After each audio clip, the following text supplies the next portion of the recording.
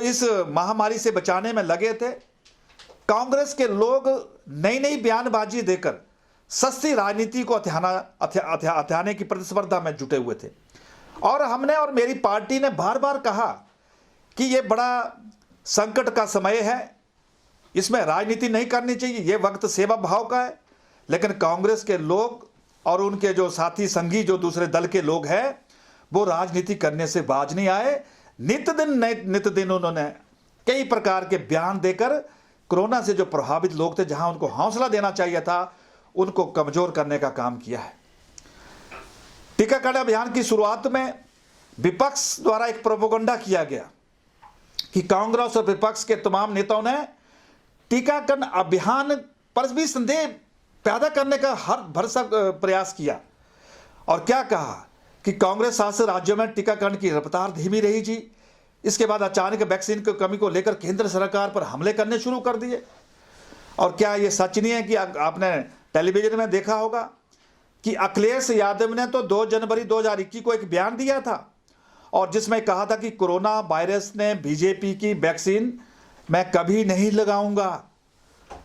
जब समाजवादी पार्टी की सरकार बनेगी तब वैक्सीन इस वैक्सीन को फ्री बांटूंगा। इस प्रकार के वो विपक्षी दल अपनी भूमिका निभा रहे थे। आनंद शर्मा जी ने क्या कहा, शशि थरूर जी ने क्या क्या कहा और कांग्रेस के मुनीश तिवारी ने क्या क्या कहा, सबके ध्यान में है। मैं इनके बड़े नेता कांग्रेस पार्टी के श्रीमान राहुल गांधी जी पर चर्चा करना चाहता हूं कि जब यह दौर आया तो उन्होंने क्या कहा। राहुल गांधी ने चिट्ठी लिखकर वैक्सीन के विषय को लेकर कहा कि प्रोक्योरमेंट और वितरण के लिए केंद्र सरकार को राज्य को अधिकार देने चाहिए और फिर यह मांग की कि 1 महीने के अंदर इस विषय को आगे बढ़ाया जाए। लेकिन ठीक कुछ दिनों के बाद उन्होंने अपना बयान तुरंत पलट दिया कि ऐसा नहीं होना चाहिए। पी चिदंबरम जो कांग्रेस के अपने शासनकाल के गृह मंत्री रहे, उन्होंने क्या कहा, कांग्रेस के जितने भी समर्थित लोग थे उन्होंने अलग अलग टिप्पणियां की, मैं उसकी चर्चा नहीं करना चाहता हूं। लेकिन दुख इस बात का है कि कांग्रेस ने उस दौर में भी राजनीति करने में कोई कसर नहीं छोड़ी।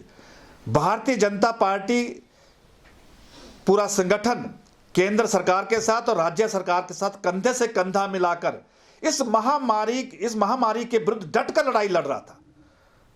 माननीय प्रधानमंत्री जी का जो आदेश था, माननीय पार्टी के राष्ट्रीय अध्यक्ष श्रीमान जयप्रकाश नड्डा जी का जो आग्रह था पार्टी को, उस दिशा पे सरकार और पार्टी बराबर तालमेल के साथ काम कर रही थी और जिसके कारण भारत को ये बहुत बड़ी सफलता मिली। एक वक्त ऐसा आया था कि लेकिन भारत के लोगों को ये पूरा भरोसा था कि भारत की जो कमान है एक मजबूत नेतृत्व के हाथ में है। पूरा देश अस्वस्थ था कि नरेंद्र मोदी जी के होते हुए भारत में कुछ नहीं हो पाएगा और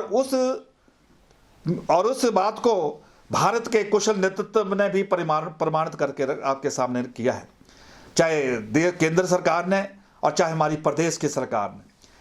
मैं धन्यवाद देना चाहता हूं श्रीमान नरेंद्र मोदी जी को और मैं धन्यवाद देना चाहता हूं श्रीमान जयराम ठाकुर जी को कि जिन्होंने मिलकर कोरोना की लड़ाई को लड़ा और आज जहान भी ठीक है और जहान भी ठीक है। कहा था कि जान को भी बचाएंगे और जहान को भी बचाएंगे, ये मंत्र भी हमारे पार्टी के शीर्ष नेतृत्व ने दिया था और उसी दिशा में सरकार भी सफल हुई है और संगठन भी बराबर आगे बढ़ा है। छत्तीसगढ़ की सरकार के बारे में क्या कहूं, उन्होंने तो कहा कि छत्तीसगढ़ में हम वैक्सीन को सप्लाई ही नहीं करने देंगे। कांग्रेस शासित जो पंजाब का राज्य था उसने तो कहा था कि हम इस पर पूरी तरह पाबंदी लगा देंगे। मतलब किस तरह की टिप्पणी की थी, विश्वास नहीं होता है। और कांग्रेस के जो प्रवक्ता है श्रीमान सुरजेवाला जी, उन्होंने तो कहा है कि ये वैक्सीन जो मोदी जी ने पैदा की है, तैयार की है, पहले प्रधानमंत्री वैक्सीन लगाएं तब देश की जनता को भरोसा होगा।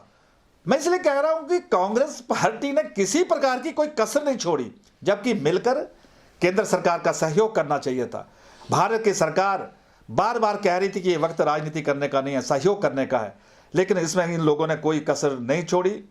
और आज 1 साल के इस मौके पर मुझे इस बात की प्रसन्नता है कि भारत ने इस क्षेत्र में एक बहुत बड़ी छलांग लगाई है।